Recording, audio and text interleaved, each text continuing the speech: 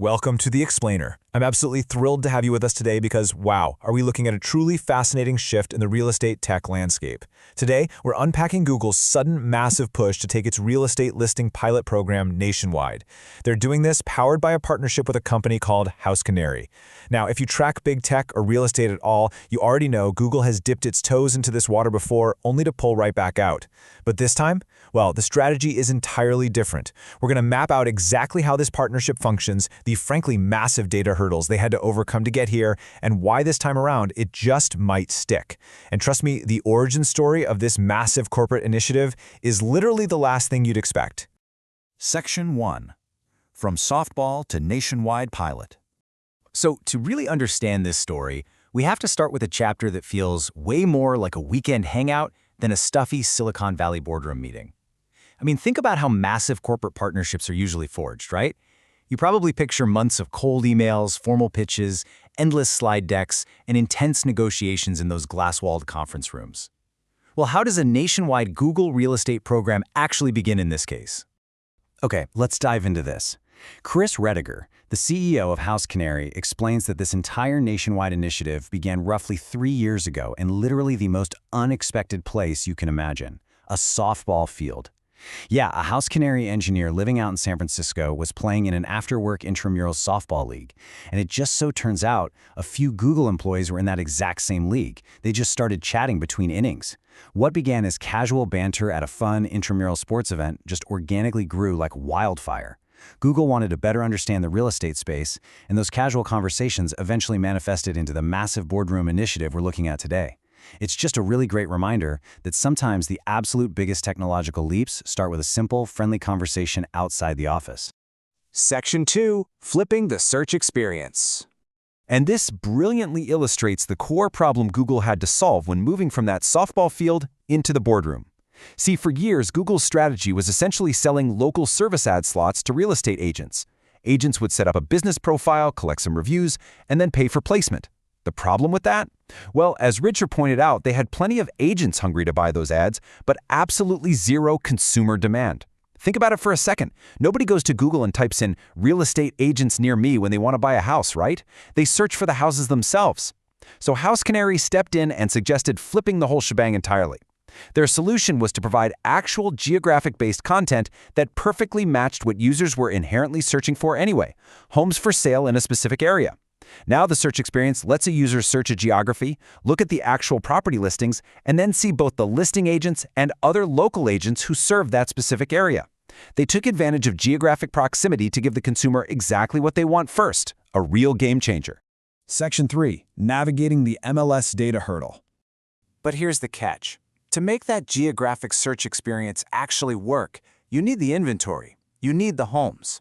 And that brings us to a massive, massive challenge. Acquiring the data. To populate these search results, Google needed raw listing data. Now, HouseCanary already had access to listing feeds from roughly 300 multiple listing services, or MLSs, nationwide. But they weren't entirely sure if displaying them directly on Google fell within the scope of their existing agreements. And as we all know, innovation can be messy. Let's look at how this played out. Step 1. HouseCanary got an initial verbal OK from some MLSs, and they boldly launched the first pilot program with Google in December 2025. But by Step 2, just a few weeks later, some MLSs started raising major red flags and expressing concerns about how their data was being used. This forced Step 3. Google had to completely pull the listings from the search results to avoid a massive industry dispute. It was a false start, for sure, but they learned from it, and that leads us to Step 4. When they relaunched for the second pilot, they made absolutely certain they had explicitly signed agreements with the MLSs detailing exactly how the feeds would be used. They learned the hard way that in real estate, the MLS literally holds the keys to the kingdom. Section 4. Expanding across the nation. So, with the legal framework finally sorted out, the pilot was ready to grow. And man, grow it did, transitioning from a limited test to a nationwide expansion. As it stands, HouseCanary and Google currently have locked-in agreements with some massive players, the California Regional MLS, the San Diego MLS, and MyState MLS, which is a national database. Plus, they're finalizing an agreement to bring Denver-based RE Colorado into the fold in the coming weeks. Chris Rediger has made HouseCanary's strategy very, very clear here. They want every single real estate listing in the United States to be on Google. But, and this is a big but, They absolutely refuse to get dragged into industry turf wars. Rediger states that they want to stay completely out of any battles in the MLS space. They simply want to talk and work with any MLS willing to partner. It's a painstaking contract-by-contract process, like putting together a giant puzzle. Rediger admits he has no idea what the timeline looks like to capture the whole country, but their patient diplomatic approach is laying down a very sturdy foundation for massive scale. Section 5. Will this pilot survive? All right, so we have the origin, we have the strategy, and we've got the partnerships. But now we absolutely have to address the elephant in the room regarding the ultimate fate of this project. It's the question literally every tech analyst and real estate professional is asking right now. Will Google kill this pilot program?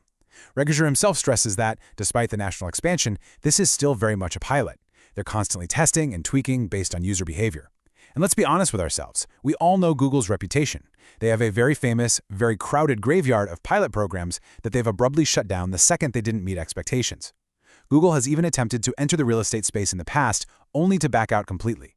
So, is this new venture destined for that exact same fate? So the crucial point is how the landscape has actually evolved. Rediger totally acknowledges the skepticism out there. He notes that the real estate industry has a very long memory and kind of loves the trope of assuming big tech will fail again. But as he points out in this quote, just because it hasn't worked in the past doesn't mean this new experiment will fail. He makes a really compelling argument that the digital environment and the technology available today are vastly different from the last time Google made a play for real estate. The tools, the consumer habits, the seamless data integration, it has all matured. Rediger is highly optimistic about this. He reports that the pilot is going really well, and he genuinely believes it's here to stay. He's just embracing the moment, really enjoying the dynamic of watching a behemoth like Google bring fresh, outside perspectives into such a legacy space. Ultimately, whether this specific pilot becomes a permanent fixture of the internet or slowly fades away, the underlying mission remains crystal clear: eliminating friction in the home buying and selling process.